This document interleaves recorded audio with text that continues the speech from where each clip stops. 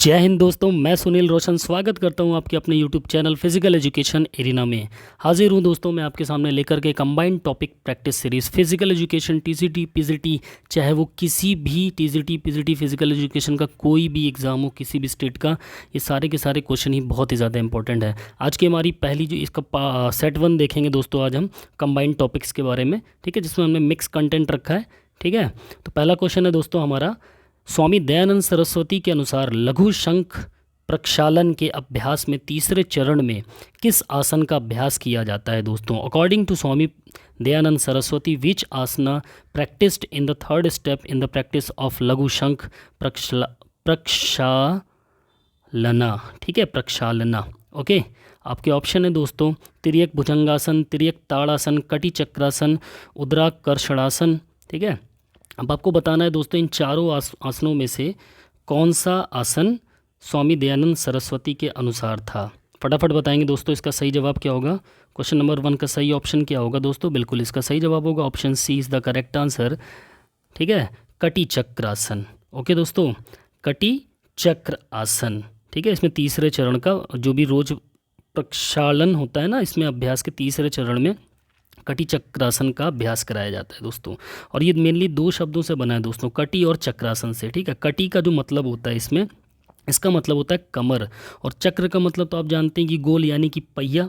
ठीक है, अर्थात इस आसन में कमर को दाईं और बाईं ओर मोड़ना और घुमाना होता है दोस्तों। ठीक है, ऐसा करते समय कमर जो होती है वो पहिए की तरह घूमती है दोस्तों, इसीलिए इसका नाम जो है कटी चक्रासन रखा गया है। ओके, और मेनली ये जो कटी चक्रासन है आपका वेट कम करने के लिए हो गया, आपकी जो ट्रंक होती है, कमर का हिस्सा वेस्ट है ना, इसको पतला करने के लिए हो गया, आपके चेस्ट को चौड़ा करने तथा पसलियाँ और जो हमारी शोल्डर्स और रिप्स होती है ना, इनको स्ट्रॉन्ग करने के लिए इस आसन को किया जाता है दोस्तों। ओके, नेक्स्ट क्वेश्चन की तरफ चलते हैं दोस्तों। अगला क्वेश्चन नंबर 2 है हमारा, पट अवस्था में अर्थात छाती का बल लेटना, दाईं बाह ऊपर की ओर और बाईं बाह बगल में रखना, इसके बाद दाईं बाह को सिर के ऊपर और उठाना, बाएं हाथ के नीचे दबाना, फिर बाएं नितंब को ऊपर उठाना, यह व्यायाम किस विकृति के लिए लाभदायक है दोस्तों? फटाफट बताएंगे इसका सही जवाब क्या होगा दोस्तों।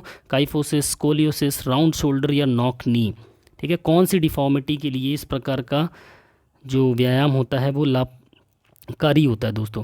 क्या होगा क्वेश्चन नंबर 2 का आंसर? बिल्कुल क्वेश्चन नंबर 2 का जो सही आंसर होगा दोस्तों वो होगा आपका option A is the correct answer, kyphosis. Okay, kyphosis, इसको हम हिंदी में कुबड़ बोलते हैं दोस्तों। ठीक है, काइफोसिस को क्या बोलते हैं हिंदी में? कुबड़ बोलते हैं, कुबड़ापन बोलते हैं। इसमें क्या होता है ना, आपकी जो रीढ़ की हड्डियाँ होती हैं वो पीछे की ओर हो जाती हैं। हाँ, और इस कंडीशन में क्या होगा ना, आपका जो चेस्ट होगा वो सीधा नहीं होता है, सर और गर्दन जो होती है ना वो आपकी झुक जाती हैं। ओके, काइफोसिस में। ठीक है, और इस प्रकार की जो डिफॉर्मिटी होती है ना, मेनली दोस्तों ये ज़्यादातर लड़कियों में पाई जाती है। ठीक, और इसकी उपाय की बात करें तो सोते समय आप क्या कर सकते हो, पीठ के नीचे हमेशा तकिया लगा सकते हो। ठीक है, और जो ऊपर क्वेश्चन दिया है इस टाइप के एक्सरसाइज कर सकते हैं इसके करेक्शन के लिए। ठीक है, नेक्स्ट क्वेश्चन देखते हैं। क्वेश्चन नंबर 3 हमारा क्या है दोस्तों? तीसरा क्वेश्चन है, जोड़ के गति क्षेत्र को मापने के लिए प्रयोग में लाया जाने वाला यंत्र कौन सा है? Use to measure the range of motion of a joint, the instrument to be brought is. कौन सा वह इंस्ट्रूमेंट है दोस्तों जो जोड़ की गति क्षेत्र को मापने के लिए काम में लाया जाता है? Caliper, goniometer, dynamometer. क्या होगा दोस्तों क्वेश्चन नंबर 3 का आंसर? बिल्कुल क्वेश्चन नंबर 3 का जो सही आंसर होगा दोस्तों वो होगा हमारा option B is the correct answer, goniometer. Okay, goniometer क्या है? ये जोड़ के गति क्षेत्र को मापने के लिए, यानी कि ये measure the range of motion of a joint, जोड़ के गति क्षेत्र को मापने के लिए इसका प्रयोग किया जाता है दोस्तों, गोनियोमीटर का। ठीक है, देखो दोस्तों गोनियोमीटर क्या करता है ना, एक प्रकार का मेनली ये एंगल का ट्रीटमेंट करता है। ठीक है, किसी प्रकार की वस्तु को एकदम सही एंगल में घुमाने का काम करता है गोनियोमीटर। ओके, अब जैसे गोनियोमीटर की प्रतिपादन की बात कर लें, या इसको लाया किसने, तो इसको लाया था दोस्तों एस्ट्रोलैब से। कहाँ से इसका प्रतिपादन हुआ? एस्ट्रोलैब से इसका प्रतिपादन हुआ। सन 1538 में जेम्मा क्रेसियस ने इसका प्रतिपादन किया था। एस्ट्रोलैब थी जहाँ पर 1538 में जेम्मा क्रेसियन ने इसका प्रतिपादन किया था। ओके, और गोनियोमीटर किस काम में आता है? ये आपके जॉइंट्स के क्षेत्र को मापने के लिए काम में आता है, उनकी जो गति होती है उसको मापने के लिए काम में आता है। ठीक है, नेक्स्ट क्वेश्चन देखते हैं दोस्तों। क्वेश्चन नंबर 4 हमारा है, ईरानी ट्रॉफी संबंधित है ठीक है, Irani trophy is related to cricket, football, tennis या टेबल टेनिस। बहुत ही आसान क्वेश्चन है दोस्तों, फटाफट बताएंगे किससे संबंधित हमारा ईरानी ट्रॉफी। बिल्कुल, ईरानी ट्रॉफी हमारा संबंधित है दोस्तों क्रिकेट से। पक्का? जी हाँ, क्रिकेट से। ओके, ईरानी ट्रॉफी किससे संबंधित है? क्रिकेट से संबंधित है दोस्तों। ठीक है, ईरानी ट्रॉफी की अगर बात करें तो ये क्यों मनाई जाती दोस्तों, तो ये श्री ZR ईरानी, इनकी याद में प्रतियोगिता का आयोजन वर्ष 1960 में रणजी ट्रॉफी क्रिकेट विजेता और शेष भारत के मध्य प्रतिवर्ष कराई जाती है। ठीक है, ध्यान रखना दोस्तों, ईरानी ट्रॉफी जो होती है, एक तो ये 1960 से शुरू हुई, ठीक है, और ये जो होती है ना, जो रणजी ट्रॉफी में जो विनर टीम होती है और शेष भारत, इनके मध्य में यह प्रतियोगिता कराई जाती है। ठीक है, और देख लेना करंट में कौन इनके विनर रहे हैं, इस बार जो ईरानी ट्रॉफी उसके विनर कौन रहे हैं, कमेंट करके इसका आंसर बताइएगा मेरे को। ठीक है, नेक्स्ट क्वेश्चन की तरफ चलते हैं दोस्तों। अगला क्वेश्चन है हमारा, यदि ज़ोरदार काम से पेशी को चोट पहुंची हो तो व्यायाम इतने घंटों बाद किया जा सकता है। If muscle injury has occurred due to vigorous exercise can be done after such hours, 12 hours, 24 hours, 36 hours या 48 hours। बताओ दोस्तों, अगर ज़ोरदार काम से पेशी को चोट पहुंच गई हो तो हम कितनी देर बाद व्यायाम कर सकते हैं, कितने घंटों बाद हम व्यायाम दोबारा कर सकते हैं दोस्तों? फटाफट बताएंगे। क्वेश्चन नंबर 5 का क्या होगा सही जवाब? क्या होगा सही जवाब? बिल्कुल, क्वेश्चन नंबर 5 का जो सही आंसर होगा वो होगा option D is the correct answer, 48 hours. ठीक है, कितने? 48 घंटे बाद। ठीक है, अगर ज़ोरदार चोट लगी है तो हम 48 घंटे बाद दोबारा से कर सकते हैं एक्सरसाइज को। ठीक है, नेक्स्ट क्वेश्चन की तरफ चलते हैं। अगला क्वेश्चन है दोस्तों हमारा, टेनिस सर्व किस खेल में होता है? Lawn tennis, table tennis, badminton, volleyball. Tennis serve is used in which sport? Lawn tennis, table tennis, badminton, volleyball. फटाफट से बताएंगे दोस्तों। क्वेश्चन नंबर 6 का सही जवाब क्या होगा? बिल्कुल, क्वेश्चन नंबर 6 का जो सही जवाब होगा वो होगा ऑप्शन सी, वॉलीबॉल दोस्तों। ठीक है, सी ऑप्शन थोड़ा सा इधर आ गया, ऑप्शन सी, वॉलीबॉल में ही टेनिस सर्व का प्रयोग किया जाता है दोस्तों। ठीक है, क्लियर हुआ? एक्चुअल में वॉलीबॉल में मेनली दोस्तों देखो 6 प्रकार की सर्विस होती है, उसी 6 प्रकार की सर्विस में से ना एक टेनिस सर्व होती है। जैसे आपकी पहली सर्विस हो गई अंडर आर्म सर्विस हो गई, सेकंड आपकी अपर हैंड सर्विस हो गई। ठीक है, पहली आपकी कौन सी हो गई? देखो, एक मिनट, एक सेकंड, चलो, पहली सर्विस आपकी होगी कौन सी, यहाँ पर देख लेते हैं। पहली सर्विस आपकी होगी अंडर आर्म होगी दोस्तों। ठीक है, अंडर आर्म आपकी पहली सर्विस हो गई। ठीक, सेकंड सर्विस आपकी अपर हैंड सर्विस हो गई, अपर हैंड सर्विस। ठीक है, थर्ड सर्विस आपकी round arm service, round arm service. ठीक है, थर्ड सर्विस आपकी होगी फ्लोटिंग सर्विस, थर्ड सर्विस आपकी कौन सी होगी? फ्लोटिंग सर्विस होगी। फोर्थ सर्विस कौन सी होगी? जंप सर्विस होगी दोस्तों। ठीक है, और छठवीं आपकी जो ऑप्शन में दे रखा है कौन सी? टेनिस सर्व। ठीक है, ये 6 प्रकार की आपकी सर्विस होती है दोस्तों वॉलीबॉल के अंदर। ठीक है दोस्तों, तो यहाँ क्वेश्चन नंबर 6 का सही जवाब क्या हो जाएगा? बिल्कुल, आपका option C is the correct answer, volleyball. Tennis serve is used in which sports? Volleyball. ठीक है दोस्तों, नेक्स्ट क्वेश्चन देखते हैं। अगला क्वेश्चन है हमारा क्वेश्चन नंबर 7, ओलंपिक खेलों का उत्सवीय ध्वज पहली बार कब प्रयोग में लाया गया दोस्तों? When was the festive flag of the Olympic games used for the first time? Antwerp 1920, London 1908, Paris 900, Paris 1924। फटाफट से बताएंगे दोस्तों क्वेश्चन नंबर 7 का सही आंसर क्या होगा? बिल्कुल, इसका जो सही जवाब होगा दोस्तों वो होगा option A is the correct answer. Antwerp Olympic 1920 में उत्सवीय ध्वज को पहली बार ओलंपिक खेलों में इस्तेमाल किया गया था दोस्तों। ठीक है, कब? एंटवर्प ओलंपिक 1920 में। ठीक है, और ओलंपिक ध्वज के अगर निर्माण की बात करें ना, ये बना कब था दोस्तों? तो 1913 में बना था। ठीक है, लेकिन इसका यूज़ कब किया गया? एंटवर्प ओलंपिक 1920 में किया गया। और इस जो ओलंपिक फ्लैग था, इसका निर्माण पर सुझाव किसने दिया दोस्तों? पियरे डी कुबर्टिन के सुझाव पर इसका निर्माण किया गया था दोस्तों। ठीक है, और जून 1914 पेरिस उद्घाटन में ना इसका क्या बोलते हैं, पहली बार सुझाव कब दिए थे? 1914 पियर ड्यू कुबर्टिन पर किया गया था, पेरिस में उद्घाटन में किया गया। ओके, देखो इसका मेनली पहली बार जो यूज़ हुआ ना 1920 में ओलंपिक में हुआ था, ठीक है, 7वें आयोजन के समय। 7वां जो ओलंपिक का आयोजन हुआ था 1920 में, उसी में जो कि option A is the correct answer होगा आपका, ठीक है। उसको बनाने के लिए सुझाव किसने दिया था? कुबर्टिन ने दिया था। ओके, और 1913 में, कब दिया था? 1913 में, ठीक है। नेक्स्ट क्वेश्चन की तरफ चलते हैं हम। Question number 8 okay, question number 8 है हमारा, 5 उप प्राण में से डकार द्वारा कौन सी प्राण उदरीय दबाव को हल्का करती है दोस्तों? धनंजय, कूर्म, नाग, देवदत्त। विच प्राणा among the 5 sub pranas relieves abdominal pressure by belching?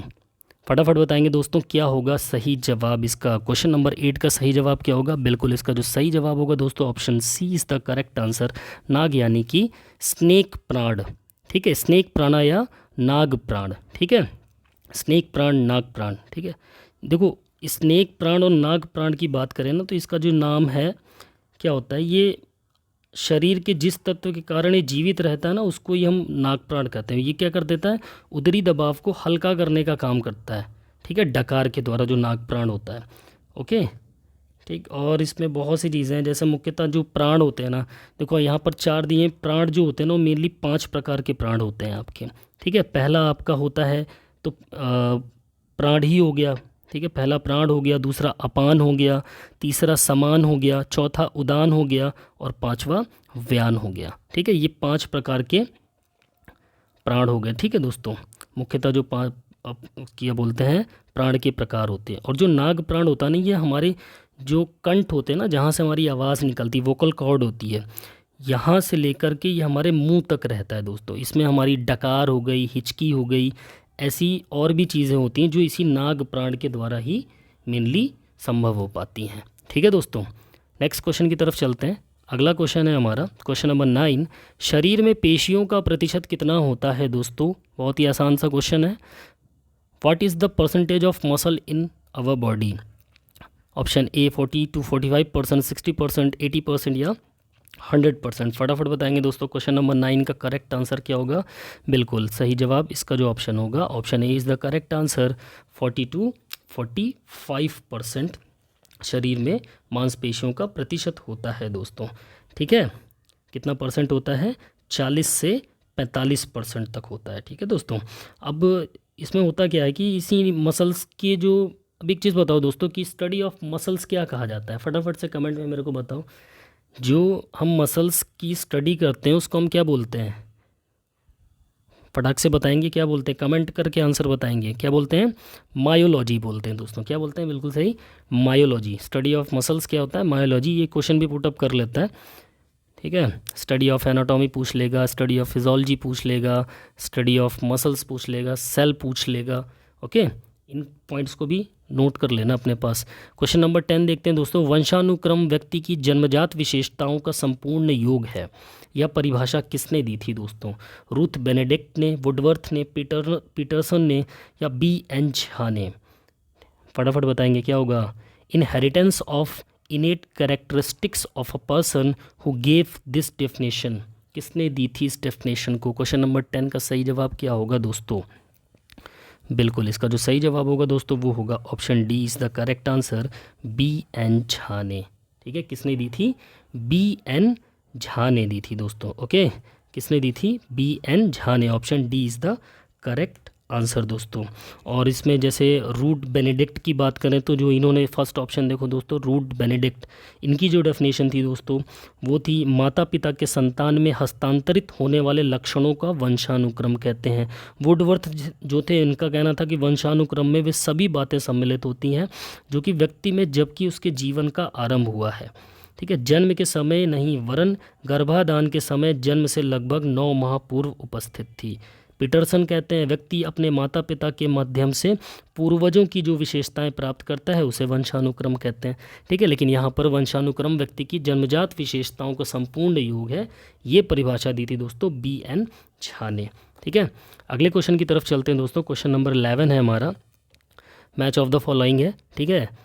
जैसे दिया फैटी एसिड दिया, अमीनो एसिड दिया, ग्लूकोज है, मिनरल्स है, फैट, प्रोटीन्स, कार्बोहाइड्रेट और सॉल्ट। ठीक है, नीचे दिए कूट के आधार पर सही विकल्प चुनिए। अब देखो फैटी एसिड, फैट बिल्कुल सही है। अमीनो एसिड प्रोटीन, फर्स्ट का फर्स्ट ही होगा। ग्लूकोज कार्बोहाइड्रेट, एनर्जी ग्लूकोज, ठीक है, कार्बोहाइड्रेट मैच हो जाएगा। मिनरल्स में सॉल्ट, सॉल्ट में मिनरल्स होता है, ठीक है। तो यानी कि ये एकदम सामने सामने बिल्कुल सही मैच्ड हैं दोस्तों। ओके, बिल्कुल करेक्टली मैच्ड है ऑलरेडी। ये आपका फैटी एसिड फैट में हो जाएगा, है ना। फैटी एसिड आपका किस में हो जाएगा, फैट में हो जाएगा। फैटी एसिड फैट से मैच कर जाएगा, अमीनो एसिड आपका प्रोटीन से मैच करेगा, ग्लूकोज आपका कार्बोहाइड्रेट से और मिनरल्स आपका सॉल्ट से मैच करेगा। ठीक है, option A is the correct answer दोस्तों। ठीक है, यहाँ पर कौन सा सही हो जाएगा, ऑप्शन ए दोस्तों। ठीक है, नेक्स्ट चलते हैं हम अगले क्वेश्चन की तरफ। तो नेक्स्ट क्वेश्चन है हमारा क्वेश्चन नंबर 12। निशिखी ब्रह्मांडोपनिषद के अनुसार समस्त वस्तुओं में उदासीन भाव होना ही है, क्या है। जब समस्त जो भी इनका नाम है निशिखी ब्रह्मांडोपनिषद जो थे, इनके अनुसार ये जो उपनिषद था इसके अनुसार जितनी भी वस्तुएं होती है उसमें उदासीन भाव होता ही है या होना ही है। ध्यान से, धारण से, कि आसन से या प्रत्याहार से। फटाफट बताएंगे दोस्तों क्या होगा इसका सही जवाब। All according to the Nishikhi Brahmandopanishad there has to be a feeling of indifference in things, meditation, perception, seat यानी कि आसन होगा दोस्तों ये, सी या विड्रॉल, प्रत्याहार जिसका मतलब होता है। ठीक है, क्या होगा क्वेश्चन नंबर 12 का सही आंसर क्या होगा दोस्तों। बिल्कुल इसका जो सही जवाब होगा वो होगा option C is the correct answer. ठीक है, आसन। ठीक है, क्या होगा, आसन होगा दोस्तों इसका मतलब। ठीक है, क्या होगा, आसन। नेक्स्ट क्वेश्चन की तरफ चलते हैं, इसके बारे में भी थोड़ा देख लेते हैं क्या है इसमें। देखो इसका मेन जो मतलब होता है ना, इसका जो मेन मतलब या अर्थ होता है वो आपका होता है कि जितनी भी वस्तुएं शाखान आसान ही अंतर्गत एक उपनिषद है। यह उपनिषद संस्कृत भाषा में लिखा गया, ठीक है, तो हमको भी पता है भाई संस्कृत में ही लिखा हुआ है। देखो इसमें क्या है, जितने भी पदार्थ होते हैं ना वो हमेशा सहज उदासीन भाव में रहते हैं। ठीक है, हमेशा कैसे रहते हैं, इनडिफरेंस, इनकी जो फीलिंग्स होती है हमेशा इनडिफरेंस में होते हैं, उदासीन भाव में होते हैं। ठीक है, इसीलिए इसको ही जो आसन होता है ना इसको हमेशा श्रेष्ठ आसन के रूप में जाना जाता है। श्रेष्ठ किसको बोलते हैं, अगर देखो जो हमेशा उदासीन भाव में रहेगा, सहज एकदम उदासीन भाव में कोई भी चीज़ रहेगी, कोई भी पदार्थ, तो वो सबसे श्रेष्ठ आसन कहलाता है। ठीक है दोस्तों, अगले क्वेश्चन की तरफ चलते हैं। नेक्स्ट क्वेश्चन है हमारा, चोट लगने पर रक्तस्राव को रोकने एवं रक्त जमने में कौन सा तत्व सहायक होता है दोस्तों। रेड ब्लड सेल्स या white blood cell, lymphocytes, thrombocytes. To stop bleeding in case of injury and reduce bleeding which element is helpful in coagulation. Red blood cell, white blood cell, lymphocytes and thrombocytes. फटाफट बताएंगे दोस्तों, blood के बहाव को रोकने के लिए और खून का थक्का जमने के लिए इन चारों में से कौन सहायक होता है, क्या होगा सही जवाब इसका। क्वेश्चन नंबर 13 का सही आंसर क्या होगा दोस्तों, option D is the correct answer, thrombocytes. ठीक है, थ्रोम्बोसाइट्स जो होते हैं वो आपके ब्लड को कोगुलेट होने में मदद करते हैं दोस्तों। ठीक है, थ्रोम्बोसाइट जो होती है वो हमारे ब्लड में ही पाई जाती है। ओके, इसकी अगर संख्या की बात करें तो ये ब्लड में 1 घन मिलीलीटर के ब्लड में ना ये लगभग 3 लाख की संख्या में होती है। ठीक है, और इनका जो निर्माण होता है थ्रोम्बोसाइट्स का ना, ये आपके बोन मैरो में होता है दोस्तों, अस्थि मज्जा में। ठीक है, और इन थ्रोम्बोसाइट्स का जो जीवन काल होता है ना वो होता है 7 से 10 दिन का। कितने डेज़ का, 7 से 10 दिन का दोस्तों। ठीक है, और ये मेनली आपके ब्लड को कोगुलेट करने में मदद करती हैं, जिससे क्या होता है आपका खून बहना रुक जाता है, वो कटा फटा जो स्थान होता है उसमें थक्का बन जाता है ब्लड का, जिससे क्या होता है क्योंकि बाहर से धूल आ रही है, डस्ट आ रही है, कोई जीवाणु है, कोई बैक्टीरिया है, इनके अटैक से बचने में ये सहायता करते हैं दोस्तों। ठीक है, नेक्स्ट क्वेश्चन की तरफ चलते हैं। क्वेश्चन नंबर 14 है हमारा, एक मानक स्विमिंग पूल की लंबाई क्या होती है दोस्तों। 50 मीटर, 70 मीटर, 60 मीटर या 80 metre. What is the length of a standard swimming pool is 50 metre, 70 metre, 60 और 80 मीटर। फटाफट बताएंगे दोस्तों क्या होगा इसका सही जवाब। बिल्कुल इसका जो सही जवाब होगा दोस्तों option A is the correct answer, 50 metre. ठीक है, 50 मीटर एक मानक स्विमिंग पूल की क्या होती है दोस्तों, लंबाई होती है। ओके, और अगर इसकी पूरी माप की बात करें तो 50 गुणे 25 मीटर होता है। चौड़ाई जो होती है स्विमिंग पूल की वो 25 मीटर होती है और लंबाई होती है 50 मीटर। ठीक है, एक स्विमिंग पूल जो होता है दोस्तों इसमें टोटल 10 लेन्स होती हैं, 10 गलियारे 10 लेन होती हैं। जैसे हमारे एथलेटिक के ट्रैक में लेन्स होती हैं ना, वैसे इसमें 10 लेन होती है। और इसमें एक ट्रैक की जो चौड़ाई होती है, एक लेन की जो चौड़ाई होती है ट्रैक की, वो होती कितनी, 2.5 मीटर होती है दोस्तों। ठीक है, एथलेटिक की बात करें तो वो 1.22 मीटर होती है। ठीक है, यहाँ पर जो आपके स्विमिंग पूल में होती है वो 2.5 मीटर होती है। ठीक, और स्विमिंग पूल का पानी का टेम्परेचर कितना होना चाहिए दोस्तों, फटाफट बताइए कमेंट में। अगर एक स्विमिंग पूल है तो इसका एक नॉर्मल टेम्परेचर कितना होना चाहिए पानी का, उसका कितना होना चाहिए, 24 डिग्री सेल्सियस होना चाहिए। ठीक है दोस्तों, और जो उसमें आपके स्विमिंग पूल में जो रस्से लगे हुए होते हैं ना, इनकी भी मोटाई 3 से 5 सेंटीमीटर होती है। तो क्वेश्चन नंबर 14 का आंसर क्या हो जाएगा, 50 मीटर एक मानक स्विमिंग पूल की लंबाई होती है और 25 मीटर उसकी चौड़ाई होती है दोस्तों। 15 क्वेश्चन है हमारा, किसी परीक्षण की वैधता या उसकी वैलिडिटी किसके द्वारा निर्धारित होती है। What determines the validity of a test. आंकड़ों को कुछ प्रक्रिया द्वारा तुलनात्मक जांच का, परीक्षण को उसी से मिलते जुलते परीक्षण से संबंध करने पर, या कई स्तरों पर प्रतिदर्श का परीक्षण कर लिया जाए, एक ही तरह के आंकड़ों पर कम से कम 3 बार लगातार परीक्षण करा लिया जाए, तब उसकी वैलिडिटी क्लियर होगी। फटाफट बताएंगे दोस्तों क्या होगा इसका सही जवाब, क्या होगा इसका सही जवाब क्वेश्चन नंबर 15 का।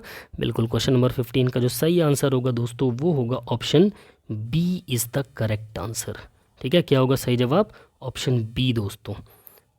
ठीक है, ऑप्शन बी इसका सही जवाब होगा। परीक्षण को उसी से मिलते जुलते परीक्षण से क्या कर देना, संबद्ध कर देना दोस्तों। ठीक है, संबंध मीन्स उसके साथ कनेक्ट करना।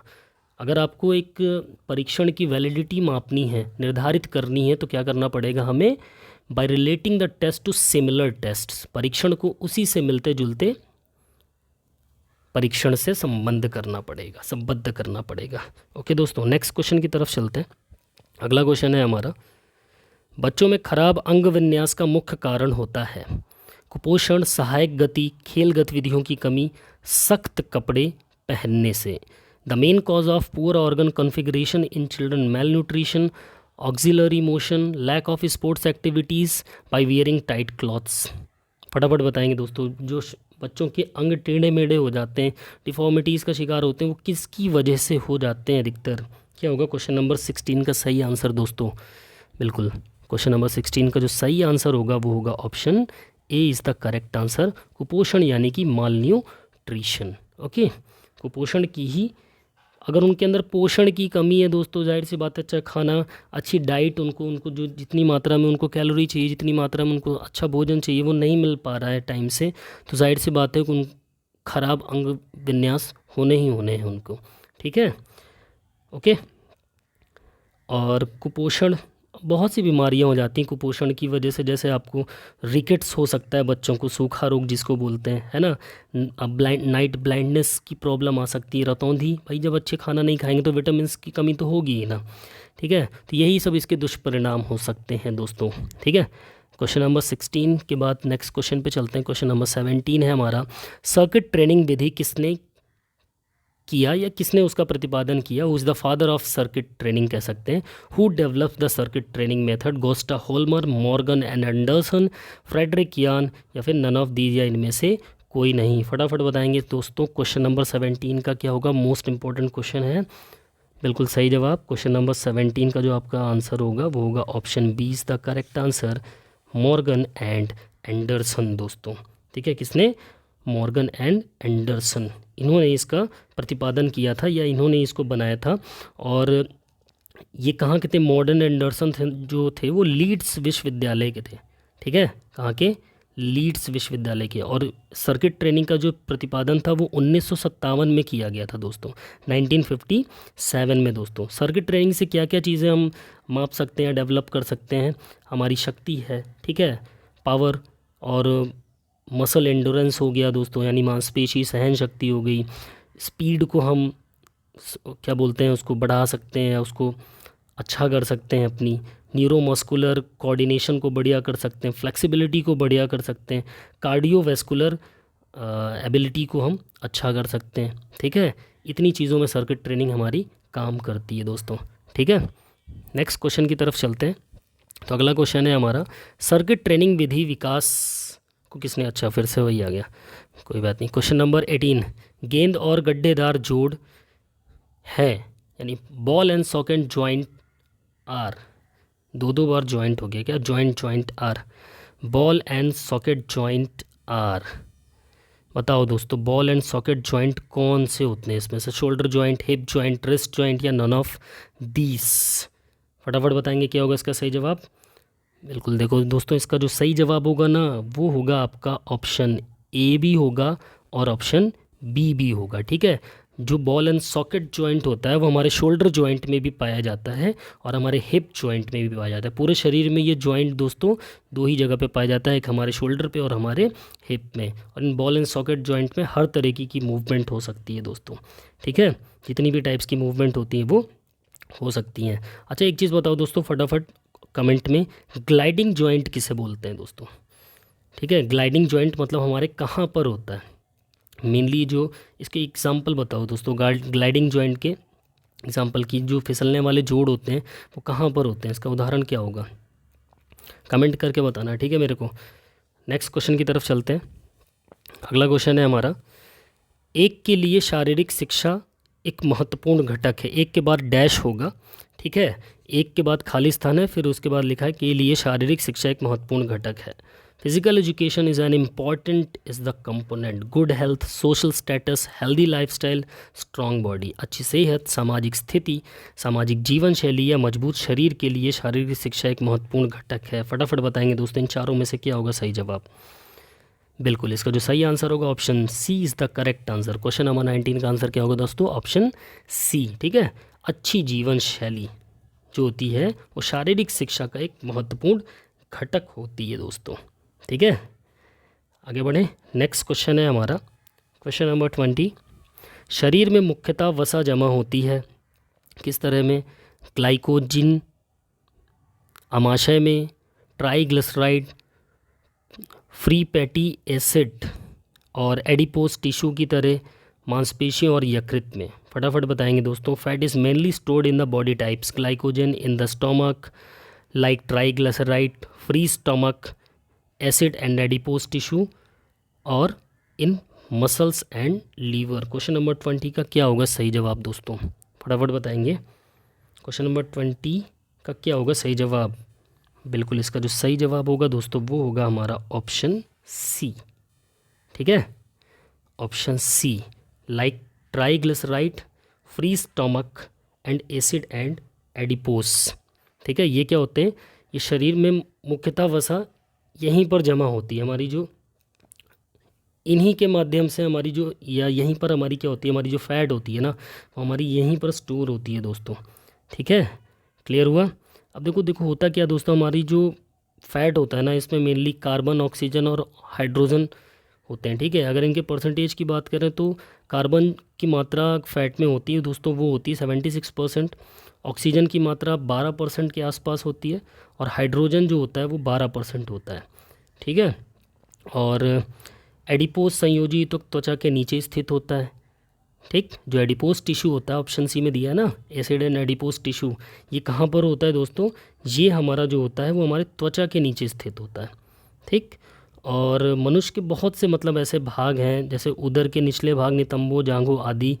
ठीक है, इनकी मोटाई को कुछ सीमा तक पुरुष एवं महिला शरीर की आकृति में अंतर के लिए जिम्मेदार होते हैं दोस्तों। ठीक है, ये फैट की वजह से होता है।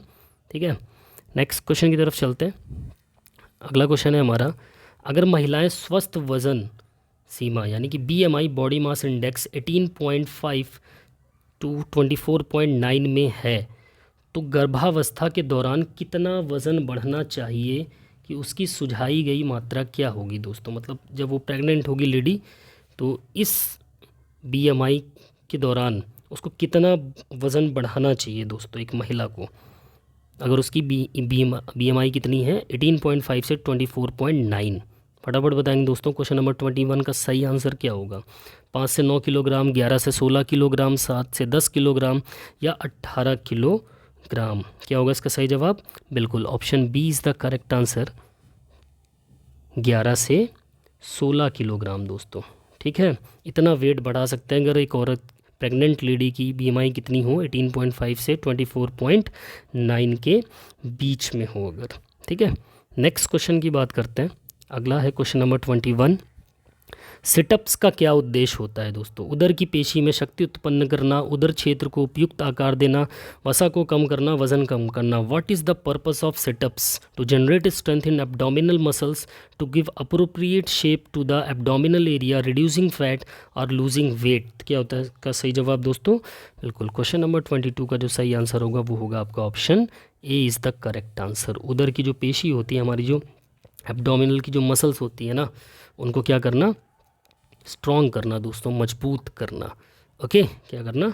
स्ट्रॉन्ग करना। ठीक, नेक्स्ट, और देखो स्ट्रॉन्ग के साथ साथ फ्लेक्सिबल भी होती है हमारी एब्डोमिनल की जो मांसपेशियाँ होती हैं। ठीक है, सिटअप्स करने से उनकी फ्लेक्सिबिलिटी भी बढ़ती है। नेक्स्ट क्वेश्चन है हमारा, क्वेश्चन नंबर 23 की तरफ चलते हैं। 23वां क्वेश्चन है, NSNIS का पूरा नाम क्या है दोस्तों? What is the full form of NSNIS? फटाफट बताएंगे दोस्तों, चारों ऑप्शन आपके सामने हैं। क्या होगा इसका सही जवाब? NSNIS का पूरा नाम क्या होगा? Option A, option B, option C या ऑप्शन डी? क्या होगा इसका सही जवाब? बिल्कुल option C is the correct answer. Question number 23 का सही आंसर क्या होगा? ऑप्शन सी दोस्तों। ठीक है, नेताजी सुभाष, नेशनल होगा, यहाँ नेशंस लिखा हुआ है। ठीक है, Netaji Subhash national institute of sports. ठीक है, जहाँ पर ये नेशन लिखा हुआ है ना, इसका मतलब क्या होगा? नेशनल होगा। ये जो नेशन लिखा है ये क्या होगा? ये नेशनल होगा दोस्तों। ठीक है, क्या होगा? नेशनल होगा। Okay, Netaji Subhash national institute of sports, इसका क्या होगा? फुल फॉर्म होगा दोस्तों। ओके, और इसकी स्थापना कब हुई थी NSNIS की? बताएं फटाफट, किसने की थी? 1961। NSNIS की स्थापना 1961 में हुई थी। मेरे हिसाब से तो 1961 में हुई थी। आप बताओ दोस्तों कब हुई थी? 1961 में हुई थी NSNIS की जो स्थापना हुई थी। ठीक है, नेक्स्ट क्वेश्चन की तरफ चलते हैं। अगला क्वेश्चन है हमारा, नीचे दिए गए कथन, नीचे दो कथन दिए जा रहे हैं जिसमें प्रथम कथन को अभिकथन ए और द्वितीय को तर्क आर कहा गया है। ठीक है, चलो देखते हैं क्या है इसमें। ए का है, ओलंपिक खेलों में भाग लेने वाले देश का संबंधित खिलाड़ी ही भाग लेता है। ठीक है, क्या कह रहा है? ओलंपिक खेलों में भाग लेने वाले देश का ही संबंधित खिलाड़ी भाग लेता है। यानी अगर इंडिया पार्टिसिपेट कर रहा है ओलंपिक में तो इंडिया की तरफ से इंडिया का ही नागरिक पार्टिसिपेट करता है। बिल्कुल सही बात है। तर्क क्या कह रहा है? ओलंपिक खेलों में भाग लेने वाले खिलाड़ी की आयु सीमा होती है। निम्नलिखित में से कौन सा कथन उपरोक्त कथन में से सही है? अब देखो पहला तो सही है दोस्तों कि भाई इंडिया अगर कोई भी देश पार्टिसिपेट कर रहा है तो उसी देश का नागरिक ओलंपिक में पार्टिसिपेट कर सकता है। लेकिन ओलंपिक गेम्स में कोई, मैंने तो नहीं सुना कि आज तक कोई आयु सीमा तय की गई हो। कोई आयु सीमा तय हुई है ओलंपिक के अंदर? बताओ, कोई आयु सीमा तय है? कोई आयु सीमा नहीं होती है दोस्तों। ठीक है, तो इसका सही आंसर क्या हो जाएगा 24 का? वो हो जाएगा option C is the correct answer. C क्या कहता है? ए सही है परंतु आर गलत है। ठीक है, A is correct but R is wrong. वे दोस्तों आगे बढ़ा जाए नेक्स्ट क्वेश्चन की तरफ। चलो नेक्स्ट क्वेश्चन की तरफ चलते हैं। अगला क्वेश्चन है हमारा, पृष्ठीय में, पृष्ठ मतलब दोस्तों पीठ होता है। ठीक है, पीठ में महत्वपूर्ण गतिविधियां सम्मिलित हैं। तैराकी में ब्रेस्ट स्ट्रोक, ठीक है, बैट स्ट्रोक लिखा है, बैक स्ट्रोक होगा, बेस्ट नहीं बैक स्ट्रोक। ओके, तैराकी में बैक स्ट्रोक, साइकिलिंग में ऊपरी छाती दर, दौड़ने में निचले स्पर्श की तैयारी, बैलेंसिंग बीम पर चलना। Important activities in dorsal include back stroke in swimming, up hill rising rate in cycling, preparation of down stroke in running, walking on balancing beam. क्या होगा दोस्तों? हमारी जो पीठ होती है मैक्सिमम किस में काम आती है? फटाफट बताएंगे। क्वेश्चन नंबर 25 का सही आंसर क्या होगा दोस्तों? बिल्कुल, क्वेश्चन नंबर 25 का जो सही आंसर होगा option A is the correct answer. ठीक है, बैक स्ट्रोक इन स्विमिंग, तैरने के दौरान जो बैक स्ट्रोक होता है ना, इसी में डॉर्सल की गतिविधियाँ ज़्यादा, पीठ की गतिविधियाँ ज़्यादा इस्तेमाल होती हैं दोस्तों इसमें। ठीक है, किसमें? स्विमिंग का जो बैक स्ट्रोक होता है इसमें ही क्या होती है, पीठ की जो गतिविधियाँ होती हैं वो ज़्यादा इस्तेमाल होती हैं। और इसका मैक्सिमम यूज़ देखा होगा जब स्विमिंग में जंप लगाते हैं ना, एकदम स्टार्टिंग जो पोजीशन होती है, स्टार्टिंग पोजीशन के दौरान जो जाते हैं, इसमें भी इस चीज़ का इस्तेमाल किया जाता है दोस्तों। ओके, और भी बहुत सी चीज़ें, जैसे मेनली ये कि पीठ का जो आपका हिस्सा है वो ज़्यादातर किन खेलों में शामिल होता है, तो आपका इन चारों में से ऑप्शन में देखोगे तो तैराकी में जो बैक स्ट्रोक होता है उसमें ज़्यादा शामिल होता है। ठीक है, इसमें क्या होता है, मांसपेशियों में तनाव, और देखो बैक स्ट्रोक इस टेक्निक में पीठ के बल लेटे हुए तैराकी की जाती है। मतलब पीठ के, वो तो हमको भी होता है कि पीठ के बल लेट के जो तैराकी करते हैं उसी को बैक स्ट्रोक बोलते हैं। ठीक है, और कौन कौन से स्ट्रोक्स होते हैं स्विमिंग के अंदर? एक ब्रेस्ट स्ट्रोक होता है, बैक स्ट्रोक होता है, बटरफ्लाई होता है, और कौन सा होता है? टोटल कितने स्ट्रोक्स होते हैं कमेंट करके बताओ दोस्तों। स्विमिंग के अंदर टोटल कितने स्ट्रोक्स होते हैं? ऑप्शन नहीं मिलेगा आपको, इसको कमेंट करके बताना पड़ेगा। नेक्स्ट क्वेश्चन की तरफ चलते हैं।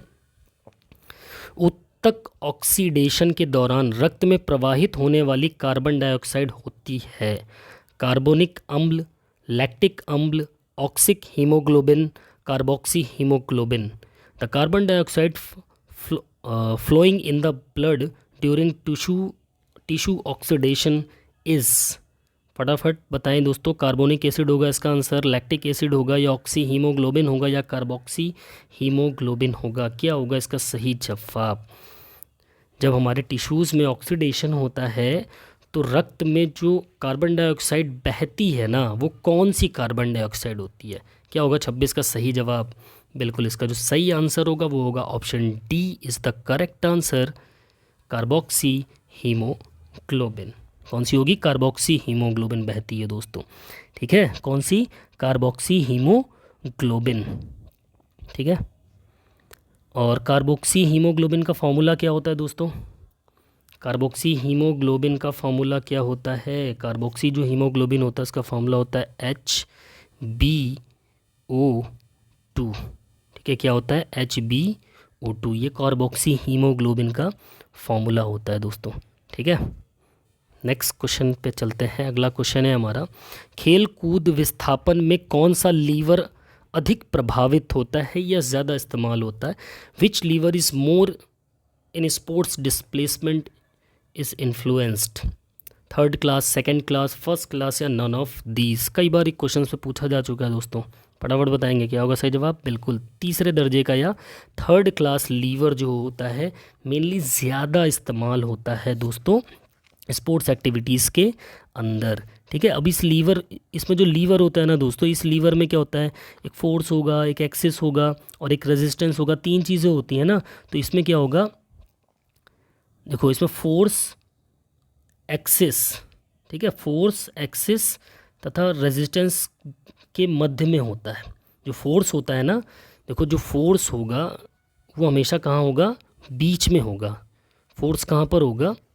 बीच में होगा दोस्तों। ये फोर्स है हमारा। ठीक है, एक तरफ एक्सिस होगा और लास्ट में इस तरफ हमारा रेजिस्टेंस होगा। ठीक है, फोर्स क्या होगा? हमेशा बीच में होगा दोस्तों। ठीक है, या फलक्रम भी बोलते हैं ना आप जिसको। ठीक है, कहाँ होगा? हमेशा बीच में होगा, थर्ड क्लास लीवर में। ओके, और अगर देखें इसमें मेनली सबसे ज़्यादा जो इस्तेमाल होता है हमारी बॉडी में स्पोर्ट्स एक्टिविटीज़ के दौरान वो थर्ड क्लास के होते हैं। ठीक है, एग्जांपल देख लो दोस्तों, थर्ड क्लास लीवर में बहुत से एग्जांपल होते हैं। जैसे आप सिटअप्स लगा रहे हो, ठीक है, इसमें जब सिटअप्स आप लगाते हो, ऊपर उठ के जब आते हो, तो आपके जो फोर्स होता है वो कहाँ? आपके एब्डोमिनल पार्ट में लग रहा है, बीच में लग रहा है ना। ठीक है, तो इसका एग्जाम्पल में आपका सिटअप्स हो गया। और फिर जो आप स्ट्रेचिंग करते हैं हम, ठीक है, दोनों पैर को जो फैला कर बैठते हैं, इसमें भी सेम एज इट इज़ होता है। फिर कोहनी के जोड़ पर बाइसेप्स का कार्य कलिंग करना, हमारी जो कोहनी का जोड़ होता है ना, मतलब जब हम डंबल करते हैं ना जिम के अंदर हाथ से, उसमें भी हमारा थर्ड क्लास लीवर होता है, यूज़ होता है। ठीक है, नेक्स्ट क्वेश्चन देखते हैं। अगला क्वेश्चन है हमारा क्वेश्चन नंबर 28। रेक्टस एब्डोमिनस मांसपेशियाँ घूमती हैं। ठीक है, कौन से ऐसे योग अभ्यास है दोस्तों जिसमें रेक्टस एब्डोमिनस मसल्स घूमती हैं? नैति, धोती, न्योली, वास्ती। Rectus abdominis muscles rotate through. इन चारों में से कौन से योगाभ्यास में रेक्टस एब्डोमिनस घूमती है दोस्तों? फटाफट बताएंगे। क्वेश्चन नंबर 28 का क्या होगा सही जवाब? बिल्कुल, इसका जो सही जवाब होगा दोस्तों वो होगा option C is the correct answer, न्योली। ठीक है, क्या होगा? न्योली होगा इसका सही आंसर दोस्तों। ठीक है, न्योली में क्या होता है दोस्तों? न्योली में हम क्या करते हैं, आगे झुक कर पेट निकाल कर दाएं से बाएं घुमाव करते हैं। ठीक है, आगे झुक जाते हैं, फिर एकदम एक बार दाएं घूमते हैं, फिर एक बार बाएं घूमते हैं। ठीक है, रोटेट करके एक चक्र की तरह बनाते हैं। ठीक है, इसी में हमारी क्या होती है, रेक्टस एब्डोमिनस मसल जो कि हमारे पेट के पास होती है वो मूव करती है, रोटेट करती है दोस्तों। ओके, क्वेश्चन नंबर 29 देखते हैं। इंपॉर्टेंट क्वेश्चन है। फ्री स्टाइल तैराकी के दौरान बाहु प्रकार संकुचन का एक उदाहरण है। समगतिक, समुद्रीक, उत्केंद्री, सकेंद्री। Arm strokes during freestyle swimming is an example of contraction. Isokinetic, isometric, eccentric और कंसेंट्रिक। क्वेश्चन नंबर 29 का क्या होगा सही जवाब दोस्तों? फटाफट बताएंगे। जब फ्री स्टाइल स्विमिंग करते हैं तो कैसा कॉन्ट्रैक्शन होता है? क्या होगा 29 का सही आंसर? बिल्कुल, इसका जो सही आंसर होगा दोस्तों वो होगा हमारा option A is the correct answer, समगतिक या आइसोकाइनेटिक। ठीक है, आइसोकाइनेटिक क्या, देखो दोस्तों आइसोकाइनेटिक में क्या होता है ना, जब हम आइसोकाइनेटिक टाइप की एक्सरसाइज करते हैं तो इस एक्सरसाइज में क्या होता है, हमारी जो मसल्स होती हैं इनमें कॉन्ट्रैक्शन होता है। ठीक है, कॉन्ट्रैक्शन होता है, और कॉन्ट्रैक्शन से क्या होगा, जब कॉन्ट्रैक्शन होगा तो उसकी जो लेंथ है उसमें भी डिफरेंस आएगा कि नहीं आएगा दोस्तों? है ना, जब भी आइसोकाइनेटिक टाइप के जो एक्सरसाइज होते हैं उसकी लेंथ में डिफरेंस आ जाते हैं दोस्तों। ठीक है, और आइसोमेट्रिक में क्या होता है, लंबाई में कोई परिवर्तन नहीं होता। जैसे आप एक दीवार को ठेलो खड़े खड़े तो कोई परिवर्तन आएगा? नहीं आएगा, है ना, उसको आइसोमेट्रिक हो जाएगा।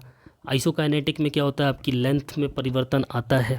ओके, फिर और बहुत से खेलों में जो काइनेटिक एक्सरसाइजेज होती हैं उसमें कौन कौन सी, जैसे नाव खेना या रोइंग जिसको हम बोलते हैं।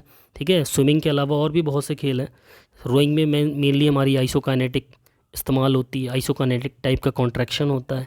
जो चप्पू चलाते हैं ना उसमें भी आइसोकाइनेटिक होता है, और स्विमिंग के दौरान तो होता ही है।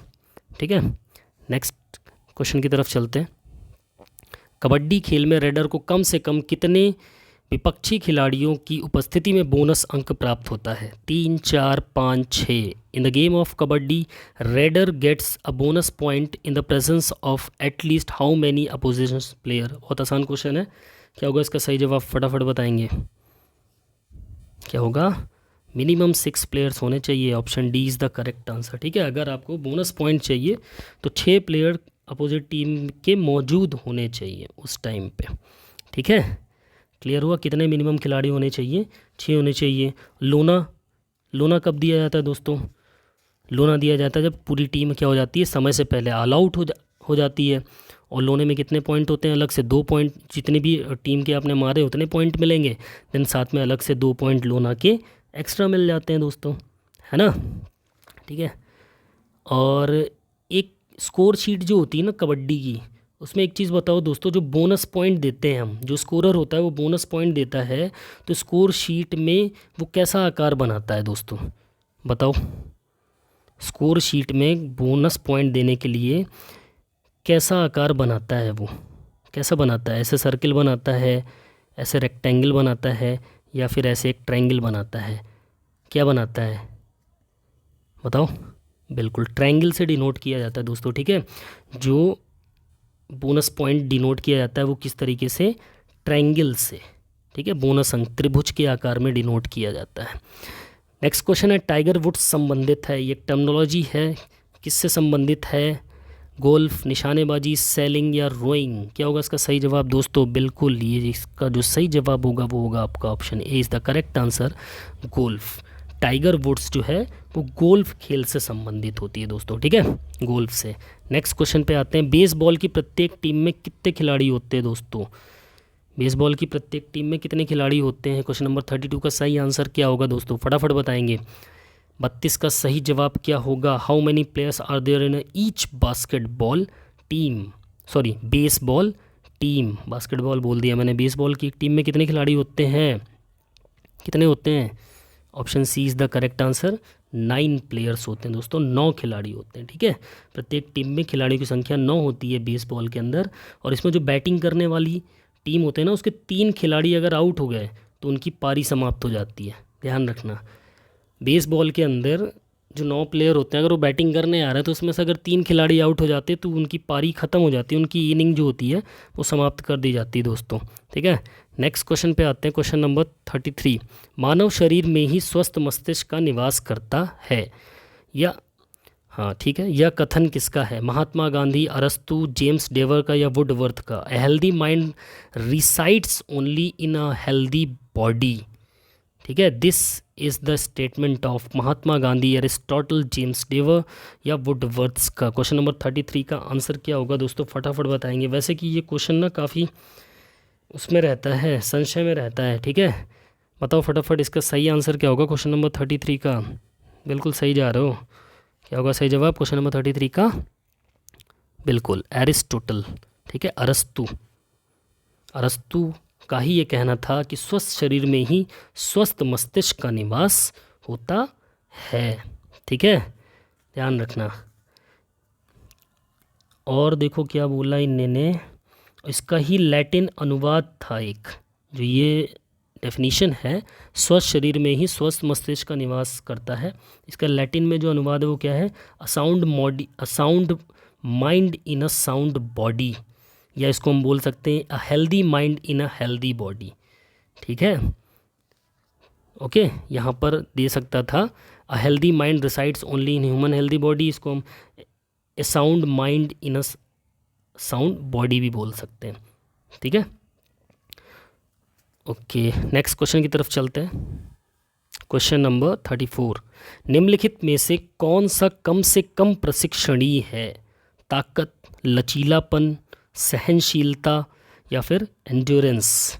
बताओ दोस्तों क्वेश्चन नंबर 34 का सही आंसर क्या होगा, फटाफट बताएंगे क्या होगा 34 का सही आंसर, बिल्कुल option D is the correct answer, speed, यानी कि गति जो होती है दोस्तों वो कम ट्रेनेबल है, इसको ज़्यादा ट्रेंड करने की ज़रूरत नहीं होती है, ठीक है, बहुत ज़्यादा ट्रेनिंग की ज़रूरत नहीं होती है। ये एक हिसाब से देखा जाना तो जेनेटिक भी होता है, अगर बाप बहुत तेज़ दौड़ता है तो हो सकता है बेटा भी बहुत तेज़ दौड़े, ठीक है, आनुवांशिक कारक हो सकते हैं इसमें, ठीक।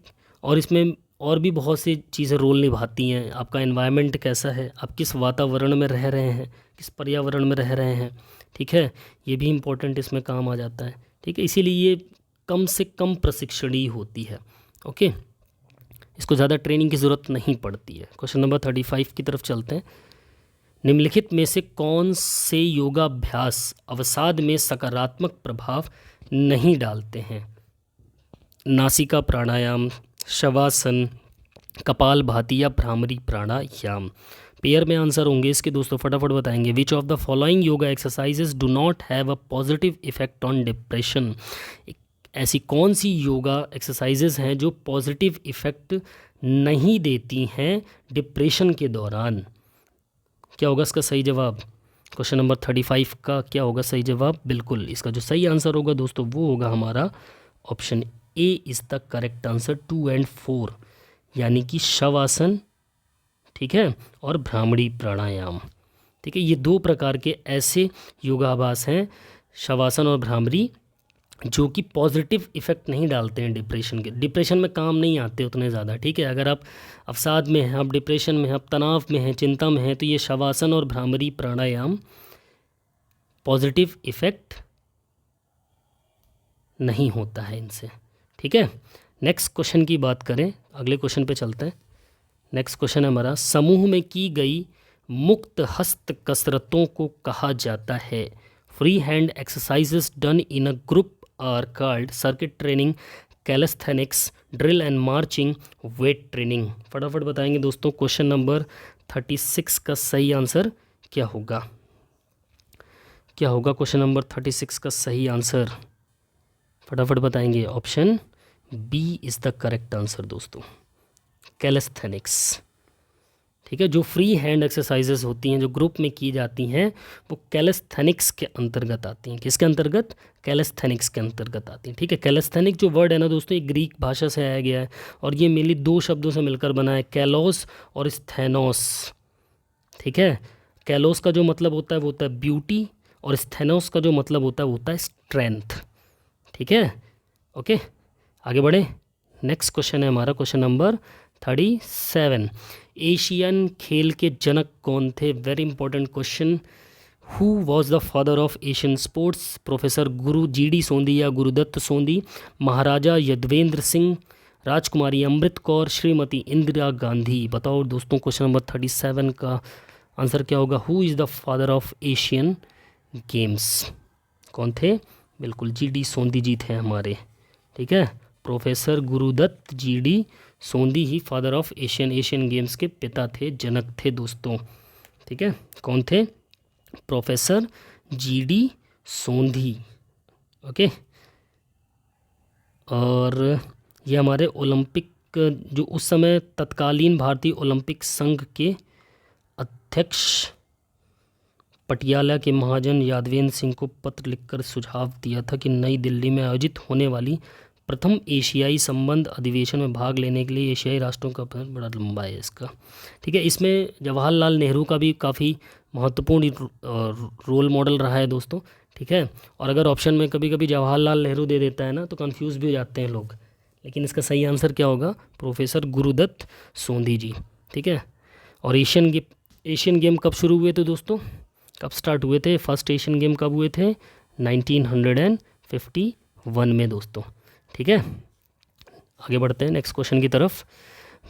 मानव शरीर में हड्डियों को वर्गीकृत किया जाता है संरचना और कार्य, स्थान और जुड़ाव, आकार और आकृति, जोड़ और हरकत। Bones in human body is classified on structure and function, location and connection, size and shape and joint and movement. फटाफट बताएंगे दोस्तों, शरीर में जो हड्डियाँ होती हैं किसके लिए फंक्शनल डिवाइड है? साइज एंड शेप के लिए दोस्तों। किसके? साइज एंड शेप के लिए। Option C is the correct answer, आकार और आकृति। ठीक है, किसके लिए? आकार और आकृति के आधार पर ही इसको डिवाइड किया जाता है। अच्छा बताओ दोस्तों, सबसे छोटी हड्डियाँ कौन कौन सी हैं? कौन कौन सी सबसे छोटी हड्डियाँ हैं? स्टेप्स कान में होती है, बीच में, है ना। चपटी हड्डी कौन कौन सी है हमारी? जैसे स्कैपुला है, हमारी रिब्स भी चपटी होती हैं, है ना।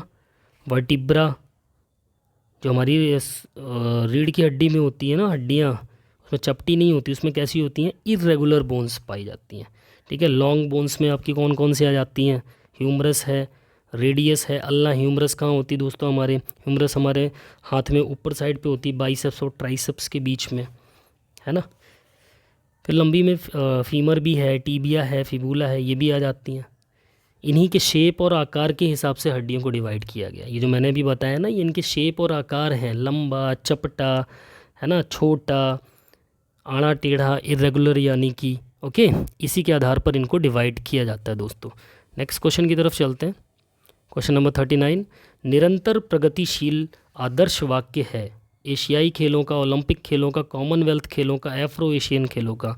द कंटिन्यूसली प्रोग्रेसिव मोटो इस। कंटिन्यूसली प्रोग्रेसिव, ये मोटो किसका है दोस्तों? एशियन गेम का है, ओलंपिक गेम्स का है, कॉमनवेल्थ गेम्स का, या एफ्रो एशियन गेम्स का है? फटाफट बताएंगे क्वेश्चन नंबर 39 का क्या होगा सही जवाब? क्या होगा सही जवाब 39 का? बिल्कुल, इसका जो सही जवाब होगा वो होगा ऑप्शन ए होगा दोस्तों। क्या होगा? ऑप्शन ए, एशियन गेम्स। ओके, एशियाई खेलों का ही ये आदर्श वाक्य है दोस्तों। ठीक है दोस्तों, आशा करता हूँ वीडियो तो आपको अच्छी लग रही होगी, तो फटाफट से इसको शेयर भी कर दें, कमेंट भी कर दें, लाइक भी कर दें, और जो चैनल में पहली बार भाई मित्र बहन जो मेरे कनेक्ट हुए हैं वो प्लीज़ चैनल को सब्सक्राइब ज़रूर करना। ठीक है, चलो चलते हैं नेक्स्ट क्वेश्चन की तरफ। तो अगला क्वेश्चन है हमारा, महाराजा रणजीत सिंह स्वर्ण कप यानी कि गोल्ड कप, ठीक है, महाराजा रणजीत सिंह गोल्ड कप किस खेल से संबंधित है? Cricket, football, hockey, tennis. Maharaja Ranjit Singh gold cup is related to which sports और विच गेम? फटाफट बताओ दोस्तों, क्वेश्चन नंबर 40 का क्या होगा जवाब? क्या होगा इसका सही जवाब? बिल्कुल, इसका जो सही जवाब होगा दोस्तों वो होगा हॉकी, ऑप्शन सी। ठीक है, महाराजा रणजीत सिंह स्वर्ण कप कौन से खेल से संबंधित है? हॉकी से संबंधित है दोस्तों। किससे संबंधित है? हॉकी से संबंधित है महाराजा रणजीत सिंह गोल्ड कप दोस्तों। ओके, तो कैसा लगा आज का वीडियो दोस्तों? कमेंट करके हमें ज़रूर बताइएगा। बाकी जो गलतियां हुई होंगी उसके लिए सॉरी है, ठीक है, लेकिन फिर भी आप उसको करेक्ट करके कमेंट करके ज़रूर बताइएगा अगर मेरे से कोई गलती हुई हो या कहीं मैंने गलत डिस्कशन किया हो या और क्या इंप्रूवमेंट करना चाहिए इसको भी बताएंगे। ठीक है, तो फटाफट से चैनल को सब्सक्राइब कर लीजिएगा जिन्होंने सब्सक्राइब नहीं किया है। नेक्स्ट वीडियो आपकी स्पोर्ट्स पे आने वाली है दोस्तों। ठीक है, चैप्टर वाइज में आएगी स्पोर्ट्स में। ठीक है, स्पोर्ट्स से भी आ सकती है और एनाटॉमी फिजियोलॉजी या किसी भी टॉपिक से दे सकता हूँ, मेरे ऊपर डिपेंड करता है। ये आप कमेंट करके बताओ अगला वीडियो किस टॉपिक पे चाहिए आपको चैप्टर वाइज प्रैक्टिस सेट में। ठीक है, कोई भी एक टॉपिक बताओ, उस पर प्रॉपर एमसीक्यूज बढ़िया से लेकर आएंगे, 40, 50, 60 या 100, जितना भी आप बताओगे उतने क्वेश्चंस लाएंगे। लेकिन देखो दोस्तों, 40-50 क्वेश्चन तक तो सही है। अगर एक्सप्लेन करने की बात आप करोगे, 2-2, 4-4 लाइन अगर मैं एक्सप्लेन कर रहा हूँ तो 40-50 क्वेश्चन से ज़्यादा नहीं बता पाऊँगा, इसलिए ना, क्योंकि बहुत फिर लंबी वीडियो बन जाएगी, फिर आप लोग ही भागोगे वीडियो से। ठीक है, तो चलिए मिलते हैं नेक्स्ट वीडियो में, तब तक के लिए बाय बाय, टेक केयर।